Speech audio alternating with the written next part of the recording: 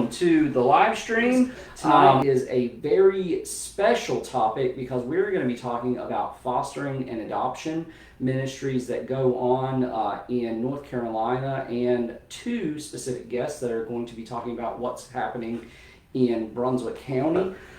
Without further ado, I am going to have our first guest come up, Mr. Rick Norman.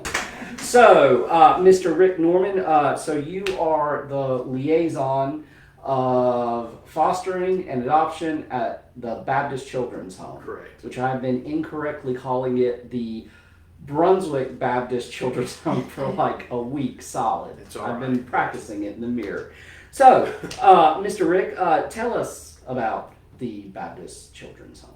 Well, Baptist Children's Home began in 1885. Quite an extensive ministry. Began in Thomasville, North Carolina, which is really our main campus. That's a lot of our administrative buildings and things of that nature. That's where everything began. Okay. But since that time, obviously many years, we're now in every county across the state. We have an influence. We have ministry people that are servicing each county. We have over 30 locations across the state as well. And as well, we got also in South Carolina a few Christian adoption service locations, and we also have a ministry in Guatemala. Okay, yeah, I was about to say, I remember Miss Karen mentioned that, and I was like, wow, that's impressive. Yeah, so we look at the state as a whole ministry opportunity, and so we have people positioned all across. For myself, I'm up near the Statesville area, but in my role, I'm one of the few that cover the whole state.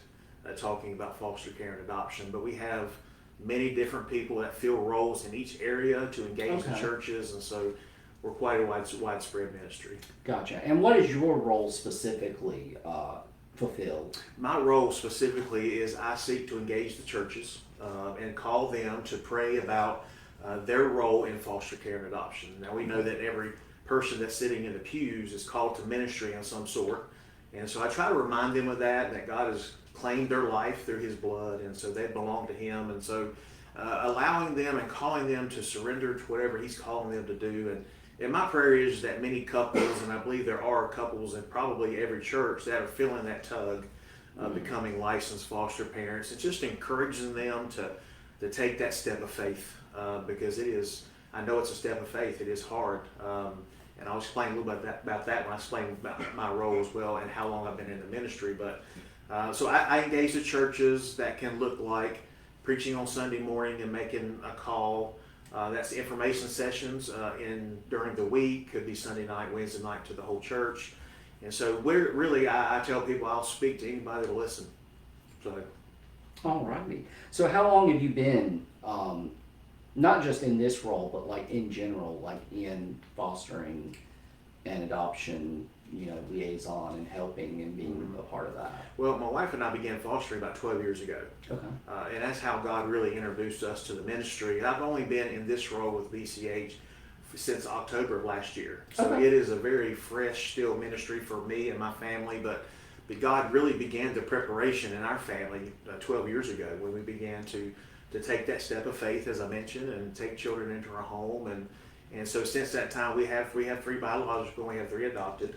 Okay. And we're still currently foster parents in Alexander County, and so it's still a ministry that is dear to our heart, and so we look for every opportunity to carry out that ministry. So not only do you talk the talk, you walk the walk. Well, we strive to, yes. And what is it, and maybe you've already answered this a little bit, but what exactly in your role do you do as part of like, more than just like telling people, like, do you have to do something like with fostering and adoption, like beyond just doing it yourself? Well, I carry a lot of different roles. I try to my best to meet our foster parents that are currently fostering. Okay. The reason that being is I want them to know they're supported and they're appreciated. Because we don't hear thank you enough sometimes for those who are carrying out the ministry of our churches and our organizations, and so we want them to feel appreciated. So I try to engage them. Every time we have a training class, on the last class I'll come, and my wife and I will be on the panel so they can ask us questions, both from a ministry perspective, but also from our what we've done in our own family. And so we do that, and then again we also treat and help the church create a support ministry, meaning that we work with the churches to say, all right, you may not be called to foster, but what has God called you to do? Whether it be respite care, which again, you still become licensed, but it's a temporary foster situation that many people, you can also offer to take the children of those foster children in your church that are in their families for a short period of time to give mom and dad a break, which I'm grateful for. We also talk about ways they can surround the church, talk about wraparound care and how they can love on the family. I do believe that the support they get from the church could be the difference between whether they make it or not in some cases, because we hear, you hear all the bad news about foster care. The truth is that God has sowed so many seeds of blessing, and not only in our journey, but in many journeys that we've seen. And so, everybody wants to highlight the negative, but God is definitely at work in those hearts of those 10,000 children across our state that are in the foster care system. And that's something I think that I don't want to say misinformation, but a lot of people, they grow up hearing about like foster care and orphanages and stuff like, and it's like always like a negative thing. But yet, all I've ever heard, especially with like the community that we're gonna hear from more tonight, is all positive. Absolutely. So absolutely, that's wonderful. Any current developments with what you're doing in BCH or what they're doing in general? Well, we recently, as of January, have a new CEO, which has been a great transition. His name is David Melber, and he's really bringing us back to a place of a gospel focus. It's, as you can imagine, we are a very large organization, spread out all through the state. It's really hard to be on the same page. And so he's really doing a great job at striving for us to make sure that we are about the gospel, that we're Christ-centered in everything that we do, and that we're also communicating with one another to make sure that we are saying the same message. Because one of the things that has been a misconception, and maybe it wasn't a misconception in the past, that when we enter a church and or talk to a pastor, the general consensus is that, okay, we're asking them to help us. And that's not the message we're trying to send. And so we're trying to change that culture and say, we're here to serve your church. Yeah. We want to help you accomplish, because adoption obviously is a biblical thing with what Christ has done for us, adopted us into his family. And so we get to live out that picture in our homes, and once we do that, we're living out the gospel, and we're being the example that Christ has set us upon. And so we really strive to make sure that is at the center of all things, because without the gospel, lives are not changed. Yeah. We can really do a lot to put clothes on the kids' back and provide school supplies and provide them with a loving home. But if we live out the gospel, we're not addressing their most important need, which is a walk with Jesus. Amen. Wow, that's and when you were talking about like the biblical mandate, to do something like this, because again, the Bible's very clear about how we were adopted in. Where Romans talked about how we were grafted into the family. That's right. Yeah. And it also fits. If you would think about what the call of the church is with evangelism and discipleship, well, adoption and foster care fit right into that mandate. Because there are children in our communities that are in the foster care system that we're not aware of. I often call foster children the forgotten group, because without us bringing awareness to the need, which is what we're trying to do in the churches, that they're kind of out of sight, out of mind. And so trying to put that at the forefront. Look, there's a need in your backyard, as you mentioned, and there's gospel opportunities all around us. We just need to open our eyes and see. Yeah, absolutely. Yeah. This was a question I was just wondering, I guess for me, really out of curiosity, because I was trying to do a little research on it and didn't get like an exact figure. And if you don't know, that's absolutely okay. But like, what are the number of like children who need homes in North Carolina? As far as the number that is actually not in a home, I don't know out of that 10,000. And the truth is that number is probably quite a bit larger than 10,000, but we say more than 10,000. But what I do know is that every day we as a ministry have to turn children away because we have no homes for them to go in. And so, matter of fact, I was meeting with another group yesterday, and they said this month they had over 300 referrals, and we were only able to place 26 children. Wow. And so that highlights the great need for foster parents and foster families to step up and accept the call that God has put upon their life. And that's why we're engaging the church, because we're God's people. God's people are called to surrender, we're called to live in faith, and we're called to live out the gospel. And so that's why we're reaching out to them, and we think the church is the answer. They can certainly step up, and so that's what we've been praying for, that God would raise up laborers within the body of Christ all across our state that would step out in faith and do this great ministry. So really, and not trying to like be too cliche or cheesy Sure. with it, but it's honestly something that could be dealt with someone simply just saying yes. Absolutely. You know, God puts it upon our heart. I don't want anybody to do anything because I told them to. Yeah. But if God's Spirit is prompting them to take that next step, and just because you inquire about becoming a foster parent doesn't mean that you're signing on the line and that you're roped in for forever. But it's just an engagement that we kind of show you what the journey looks like, Yeah. and kind of what to expect and what training is and things like that. And so it's really just to say, Lord, I want to see where this goes, and if you're in it, I'll follow you. And that's something that's been interesting, especially with doing my own research and getting to know different folks that are involved in foster care ministry, is how much of a category, like there's, you know, a wide, vast range Right. of care that is given. Like you said, I mean, respite being one of them. Absolutely. I had no idea what respite was until about maybe a month ago. So Right. even something as simple as that. I've even been talking about like the Guardian ad litem and stuff like that. Great ministry. And even with you know, those that do temporary foster care until Right. you know, with unification in mind. Absolutely. And then those, of course, that do foster care permanently, but then those that also do foster care to foster to adopt. Right. Yeah. So. Yeah, and again, as you mentioned, the goal is always reunification. Yeah. We share stories about how mom and dads have got their life right with Christ, and they've been family's been restored, and it's just been a beautiful picture of the restoration that God wants to bring to the heart and the family of the church, and in the community as well. So what would you say to someone then that may be watching this and you know, they feel that pressing upon them? Where is the first place to start? They can start at our website. If you go to bchfamily.org, there's all the information about our Every Child Ministry, which is our foster care and adoption ministry. Also Christian Adoption Services, which is just the adoption part, skipping the foster care. But I would encourage them to go and inquire. There's plenty of opportunities there to invite a speaker to the church. Yeah. Like one had already said that they had come, hey, I want my church to hear more about this opportunity that God has put before us. But there's just so much information on that website, and they can certainly find every number they need to call and make that initial connection. And we'll be right there to help them through that process and that journey. And that was bchfamily.org.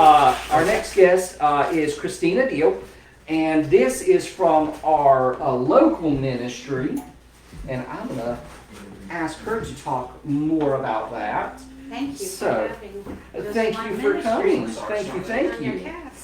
cast. So again, this is a Brunswick County ministry, and I think it's fair to say out of New Beginnings. Community Church, hello.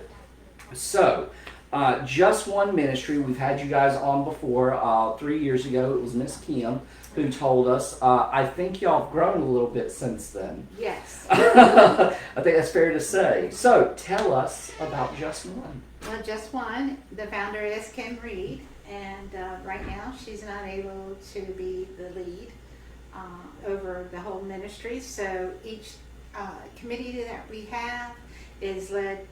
Each has a leader in their committee. So I can discuss those with Oh, you. yeah, absolutely, yeah, because I'm Okay. curious myself. Yeah. So, me personally, just to add, I'm inspired by this mission because of James 1:27 that tells us to look after the orphans and widows in distress. And this means that we are to act and take responsibility to the vulnerable ones, and we are challenged to reflect on the involvement with orphans and encouraged to act with compassion. And that's what we try to do in this ministry. So our mission is to bring support to those caring for children in crisis, as well as raise up more families to care for the most vulnerable in our community. And we do this for Brunswick County, North Carolina. And so our motto for Just One is one child, one family, one community at a time. And so we have a list of committees I'll tell you a little bit about. The first committee is called Transition Bags, and that's led by Rika Davis, and there are 2 other women that helped with that. We provide cinch bags, transition bags that are filled with essential items to provide children entering foster care. Often when children come into foster care, they come with nothing or basically a black trash bag or something of something in there. I remember the church talking essentially almost like horror stories. Yeah. Of when a child would be, they have to be taken from the home because of one reason or another, and I've heard stories about parents refusing to let law enforcement or the what am I trying to say? The social worker take personal items of the child with them. Right. Stuff like that. And that transition bag ministry picked up during COVID, wasn't it? I think so. So these bags provide essential items that they might need for the next 24, basically meeting their needs for the next 24, 48 hours. Hygiene type items and so on. Some clothing, and they're for all age groups, from the little premature newborn to the full-grown teenager, adult teenager. And last year they provided 183 bags to Brunswick County. As of May, they provided 40. So I'm kind of seeing maybe the trend, the numbers going down. If you're looking at almost half a year and it's only 40, but that would be good news, right? Yeah. Then next committee is the Helping Hands. And that's led by Nancy Green, and her husband helps, and myself and my husband help, and then there's a few others, about 7 of us that volunteer in this. And this is where we help foster families with furniture items, home repair projects to some small extent, children's essential items, home care needs, and economic support sometimes. Because sometimes somebody has trouble getting a bill paid. You can imagine if you're a foster care parent, a lot of them end up being kinship, which is great. Kinship, a family member takes in the foster kids until that parent or parents meet the qualifications to get their children back. But they need support too. Sometimes they're not prepared to take in these foster kids, and they don't have the beds or dressers and stuff like that. So that's what we do. There's something y'all just recently? Yes. So the most recent one, one of the most recent one was a grandmother who took in 4 of her grandchildren from one family member, and she will eventually be taking them in as she will have full custody. So, leaving. But unfortunately for her, she's, up there and in age, and she actually had a really good job with the U.S. Postal Service, but she had to leave it to take care of these 4 grandchildren, and they range from 6 years to 12 years. And I met the kids, and they're just beautiful children. They're just really sweet. And when we were there helping them with their beds and stuff, they were helping us. So that was really good. For them, we provided a bunk bed with 2 twin beds, bunk, and 2 other beds, so 4 children, and carpets and paint, the bedding, bed protectors, that type of stuff. We also provided an AC unit, an 8 kBTU AC unit that my husband put in the window, because her central air is broke, and she had a little small window unit that really wasn't doing much. So that was moved to one of the children's rooms. and then we put in this one. So the next part is we also have a meals program where we support some of our own foster families out of our church or associated in some way with the church. I'll say because So these 9 volunteers provide meals to foster families and adopted families even on pretty much a monthly basis to kind of give them a little support and a break. Yeah. Meal preparing and stuff. They actually don't, these volunteers don't request reimbursement from the ministry, so they do this on their own. And then we have a birthdays ministry or committee. Terry Boyle is our lead, and the committee volunteers. We also partner with Birthday Wishes. You ever heard of Birthday Wishes? So Jill Leach, she's actually in my community where I live, and she started this years ago where she helps young children, well, not just young children, but children that are insecure, type food insecure. She gets them from the elementary school list, and she provides a birthday gift for them once a year, obviously. And it's just been growing, and now she's not only doing it through the elementary schools in Brunswick County, she's also doing it at the food pantry, the Lord's Food Pantry there out on 17.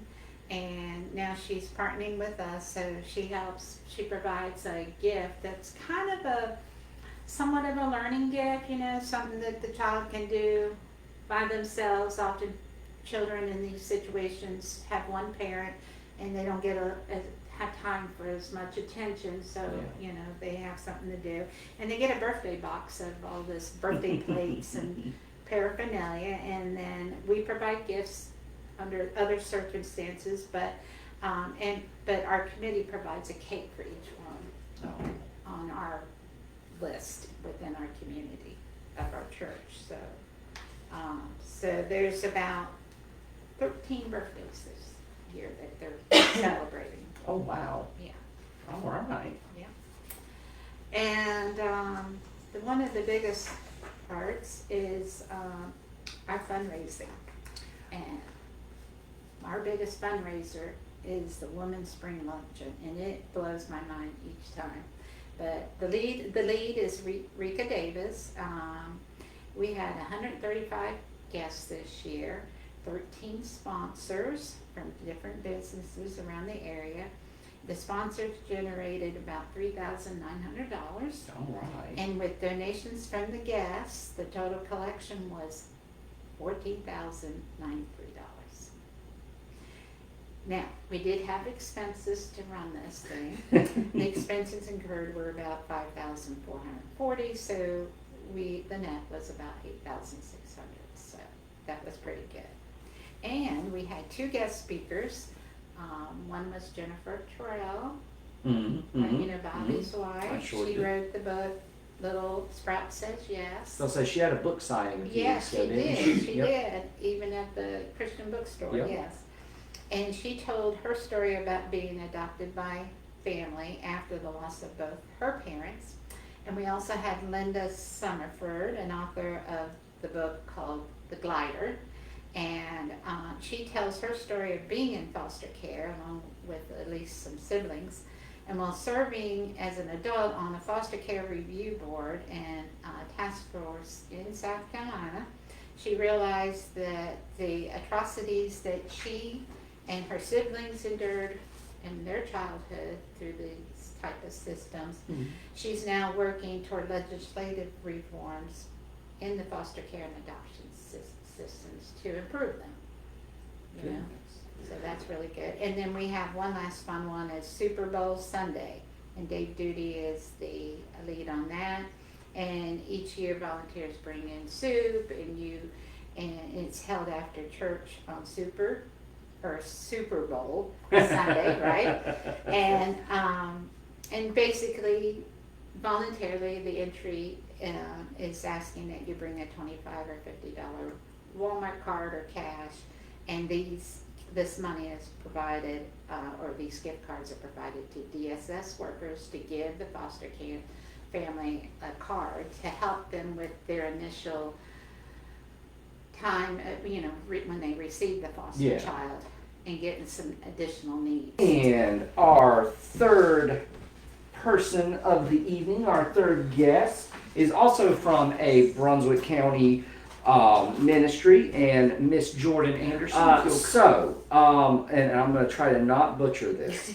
You are from Foster Brunsco. Yeah, Brunsco. we shortened Brunswick County and stuck it together. I got you. All right, so tell us about your ministry.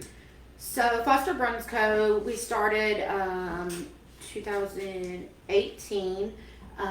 We are a nonprofit that focuses to provide physical needs for foster families, whether it be licensed foster families or kinship placements or just a friend that's watching somebody's grandkid, for a while. We originally focused solely on foster families because it started off very small. We just had a couple of bins stored away in the church at Supply Baptist Church. That's where I go, and that's where it all started. We had a couple bins to the side, and we try to, have stuff if foster parents reached out.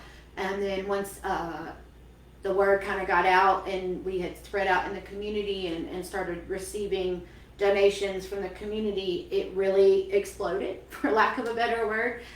So about a year in, we decided that we would be able to focus primarily on foster families, but we had been blessed so much by the community that we could have clothed every foster child in probably 3 counties for an entire year and still had too much stuff. Wow. So we've been able to open it up to other families in need. So pretty much it's available to anyone in need. And when they come, they kind of have to register with us, but all we need is like proof of the child. We don't do any kind of like financial, whatever. If you come and you're in need, then that's great. We have it for you. That's not for me to say who is and isn't in need. There's not a lot of red tape to get out. So the difference is between when a foster family comes and when the community comes. The foster family can come anytime they need, as much as they need. They can take whatever they need. When the community is going to be coming into our new building, which I'll be talking about in a little bit, but when a community member just comes in, they're able to come once every other month, and they will have a shopping list. Yeah. And so that way it still gets to be focused on foster families, because that is always our goal. Yeah. They always get, more time to shop, or they get more items. They don't have a limit, that kind of thing. Yeah. And if anything ever changed where somehow we stopped getting all these donations, it would go back to just being for foster families. But currently we are taking up 1 room in my church, 2 40-foot storage containers on the outside of the church. Wow. And last year, my church so graciously decided they wanted to get us a building, because that had been the goal all along, was to be somewhere. Is that the building that's okay? So that was the goal all day. along, was to be in our own spot, so that, because the way we did it originally, anybody could contact me and come meet me and get what they needed. And then quarterly we would do what we called an open shop, where we would set up the whole back wing of the church. We'd put everything out like a store, and for 2 days we'd have anybody that needed to come through and get what they needed. Gotcha. So when we were doing that, every quarter we were serving about 400 families would come through in 2 days. It would take us 2 weeks to set everything up. They'd come through for 2 days. We'd have to clean up that day because we needed the wing for church the next day. So the goal has always been to get a building, but of course that's not cheap. So we're actually we are into our old parsonage, which is the brick building that's next to the church. The church paid to remodel that, refurbish it, because we haven't used it as a parsonage in many, many, many years. And so we are in there. That will be our shop area where people can come through and get what they need. Then that building outside that you're talking about getting built, half of that will be our storage area and our workspace. Okay. Wow. Yes. Awesome. So it has really, I can't even explain how much it's blown up. So we just get so many donations. We take new and gently used. For most items, clothes, shoes, toys, books, all that stuff. We take new, gently used, baby equipment, anything like that. We also provide cribs, car seats, high chairs, diapers, wipes, toiletries, pretty much any physical need that they have, we will meet. And if we do not have an item, when a foster parent reaches out, like one just reached out to me last week, and she needed this special pack and play for a child she had taken in that had some medical needs, and we didn't have that, but we went and bought it. So for foster families, we will go and purchase whatever it is they need as long as we have the money. We don't do that for just the community, because you gotta draw a line somewhere, and our main focus is foster families. So we try to, within our best ability, provide whatever it is that they need. And once we move into this new building, and it can be fully open once the storage building is ready, we will have like business hours during the week. Oh wow! Because right now people just contact me, and either myself or another volunteer goes out there and meets them, lets them shop through and get what they need. But it'll basically be like a shop.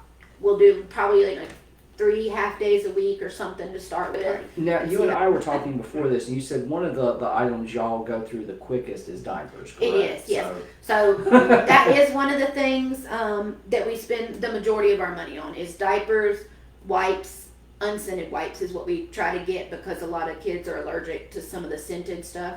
So we do diapers and pull-ups of all sizes, wipes, and toiletries.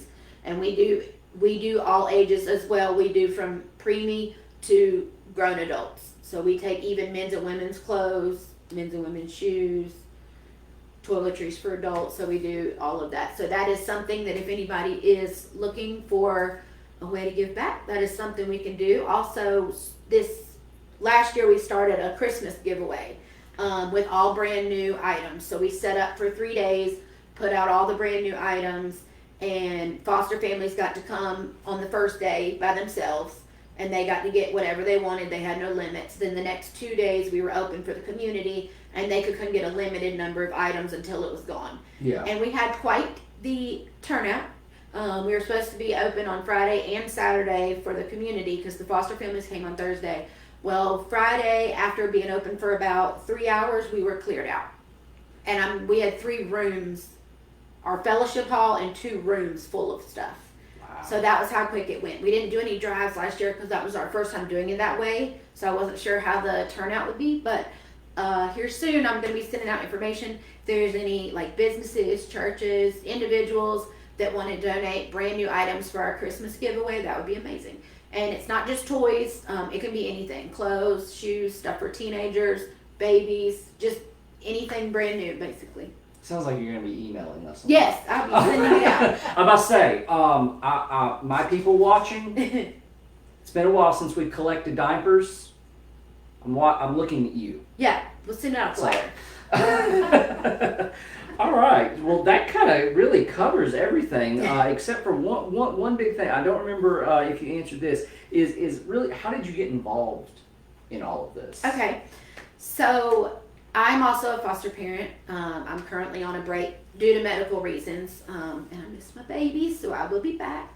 But when I started fostering, my previous pastor and his wife had moved here from Raleigh, and they were foster parents. And she was talking about that they had these foster closets up in Raleigh and some of the bigger cities. Okay. And she was like, well, we should, think about starting one down here. It's something they need. And then when I started being a foster parent, I know she was saying earlier, when I got the first child at 11 p.m. with nothing but a diaper and a t-shirt on that was 3 sizes too big, nothing else came with him. No food, no clothes, no bag, no teddy bear, nothing. So when we had been talking about starting this, that solidified we need to do this. So we started as a mission under our church, like under our church umbrella. After it blew up about 4 years in, I guess, I applied with the church's blessing to make it its own nonprofit. Yeah. Our church is still a huge supporter of us. Clearly, they provide the building and things like that. We're just not technically under their umbrella. And one of the reasons we decided to do that is grants are very much more available if you are not under a church umbrella, which I feel is very sad. I don't see why that should exclude you from grants when you're just trying to do what the Lord is showing you to do. But that's why we decided to do that, because we do get funding from grants. We do some local grants and some international type grants, and so that's really how it started. I can't explain the feeling of getting an infant at 11 o'clock at night Yeah. and the mother wouldn't even tell the social worker what kind of formula he drank. So, And we can always use volunteers. If anybody's looking somewhere to volunteer, we need people helping, sort, hang, run the store, all the things. We can take volunteers at any time. Feel free to call me or email me. I'll give him my info and we'll put it up. But we are looking for volunteers, and you can bring your kids along. We have jobs for every age group. I can find something for you to do if you want to find somewhere to hang out. we have got two folks that I love near and dear that have become foster parents. You know them as Hannon and Bree Edwards. You know this beautiful guy from such Bible studies as telling you how to, you'll see him in a couple of weeks. He's doing all of the Feast of the Lords coming up. What, August 14th, I think we talked about? Not next week, but the week after. Yeah, August 14th. Yeah. All right. You're going to see him for a few weeks. I'm taking a hiatus. So, last but not least, you guys have become foster parents recently. So tell us about that process. And both of you feel free to chime in. Whoever. Yeah. Weird. Definitely learned a lot of stuff along the way. Sorry, chest cold. A lot of preconceived notions that I had about fostering and adopting that just got completely shattered. Like, my entire life, I thought to adopt a child, you had to pay like $8 to $10 grand. And if you, it's only if you do a private adoption. See, I didn't realize that. Like, I had the same thought. That's what I thought that was like just in general. So that was kind of like mind blowing to me when they were like, they were asking us, it's like we're looking for a family who's going to be, adoption. And Bree and I were like, oh, it's like, well, he's basically gonna be a part of our family just from us fostering. I was like, but we don't have $8 to $10 grand to drop and to adopt them. And they're just like, you don't have to pay $8 to $10 grand. I was like, I thought adoption was $8 to $10 grand. They're like, no, if it's private. So if you go to the state, you don't even pay for your attorney. nope, They pay for it. everything's taken care of. Bree and I got into it in the first place because we were approached by a family at our church who was going through some issues, and they asked if we could take one of the kids, and that was kind of a weird question because, you know us. It's like Bree and I never once thought we could be parents. That is not our wheelhouse by any means. We've always been we'll take your kids for youth and then give them back. Yeah. So, but ultimately, when I was asked, I was like, I need to talk to my wife, and we need to pray about this. And then we just kind of came to an agreement, and we told him we would do it. And now we've had him. We're in fostering right now, but we've had him for 3 months. No, technically 2. 2 months. Yeah. And keep that in mind, guys. You guys who are watching and are wondering, oh man, I could never foster because of this finance or that finance. Understand what they're telling you is that if you do go through the state, correct? Mm-hmm. State, it does not cost. You just go through, and of course, as my next question is going to be, what was that process like? What did y'all have to do? We had to do trauma-informed parenting classes because these kids most often come from trauma. You're not getting a kid that's had a happy, healthy life. Right. So you have to know what issues may come with that and how to deal with those issues. As you guys have talked about, getting children at 1 o'clock in the morning. It's not because of a happy situation. And you also have to go through child and infant CPR, as well as like a first aid and medication knowledge. Like if you have a child that has severe allergies, you need to know how to use the EpiPen, things like that. Having to go through inspections of your home, agreeing with certain policies, like as far as if you have weapons in your home or you don't, having fire marshal come out and inspect your home, getting a fire extinguisher. I've never had a fire extinguisher for my personal home, but you have to have one. Just lots of and lots of paperwork.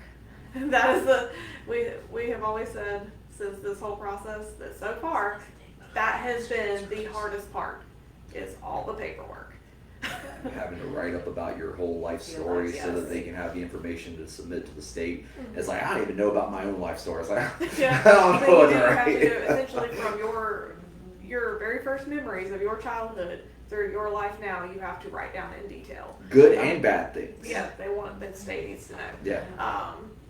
About your family, who potentially this child will have contact with, essentially to ensure this child is going to go into a better place than they were before. Like, you're not going to send, if you have a convicted felon living with you, you're not going to send a child to live with you, Right. kind of thing. But they do a great job, though. Yeah. I would say from our experience through Brunswick County, the social workers here and the department has been nothing but accommodating and helpful. DSS gets a bad rap because they have to be the bearer of bad news. And they have to just be the bad guy. They just have to be the bad guy now. To the family, yeah, but they do. So, they but really do. I think they're Good work. great people. I think that the system, and they'll tell you, I think the system is broken. They think the system is broken, but they can only do what they can do. They can only do what they can do within the confines of the law. Yeah. Sometimes that's not great, but they're doing their best with what they're legally able to do. And So, everything they do and I is think with they're- that child's need in mind. Yeah. Like, they don't do it just because. Because yeah, they'll tell you, it's like, I am their advocate, and it's like, as you should be. Yeah. It's like, And- the adult does not need an advocate. Yeah. Sometimes the adult needs a slap in the face.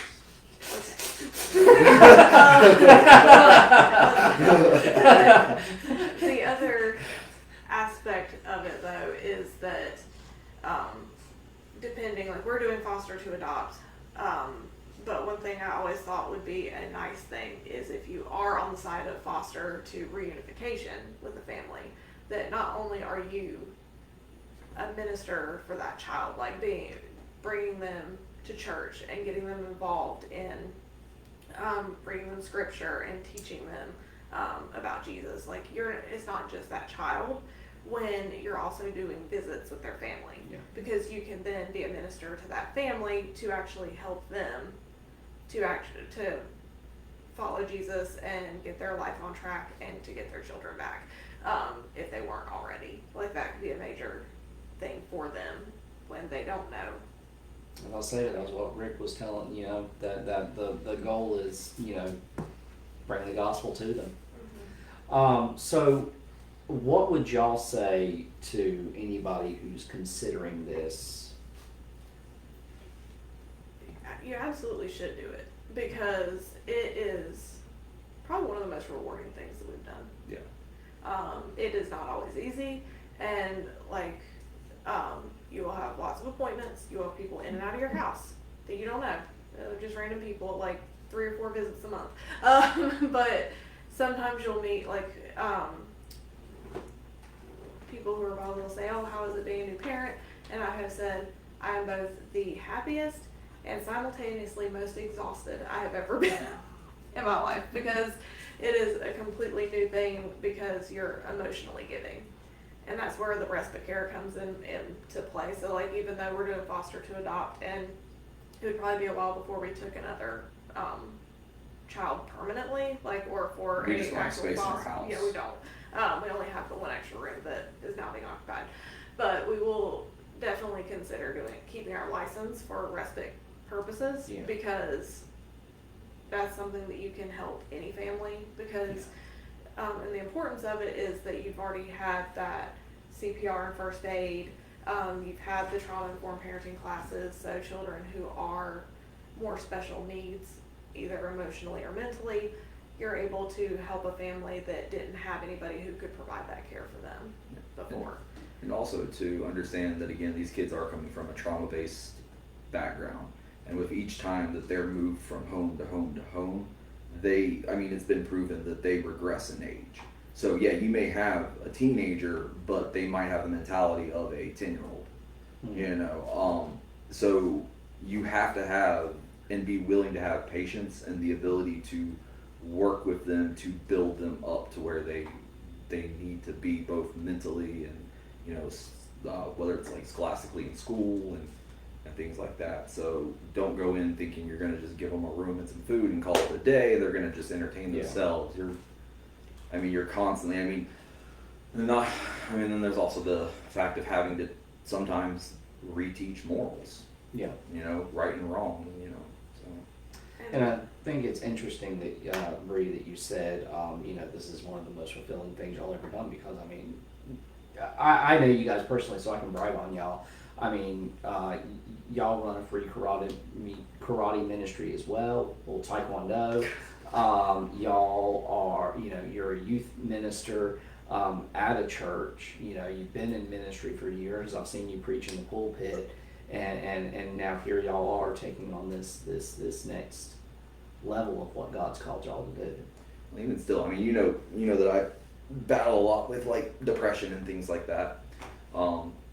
And I will say that this has been something that has drastically helped with that, because I feel like I finally have found purpose for my life. And then it's also gratifying for me because my parents both died when I was 11, and if it wasn't for the fact that I had family, that kinship to take me, I could have very easily been in their shoes. Yeah. Because, you know, another important thing with foster is, even though I had that kinship, I was moved 5 hours away to live with that kinship. So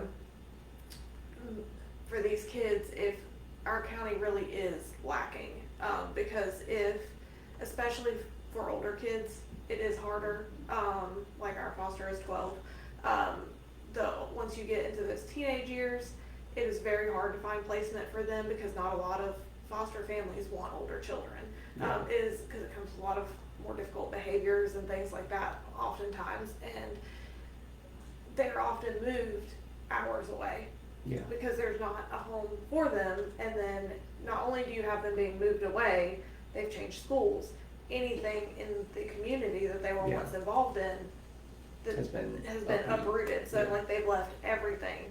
So now not only are they in a home with people they don't know, they're not around anybody that they know anymore. So having, you know, if you feel like the calling, because especially for us, we've always done teen ministry. So we had always said, you know, if we ever did foster adoption, we want older kids. We've had some troubled youth over the years that have been in our class that we've felt specifically, that we're like, oh, if only we were in a position where we could, we would love to take these kids. And so especially if you work with teens already, definitely consider being a foster, because especially in that age bracket, we really, really need more fosters in our community for them. Well, guys, thank y'all so much for talking about y'all's story here tonight. God bless y'all. Have a wonderful week. Emma, you can take us out.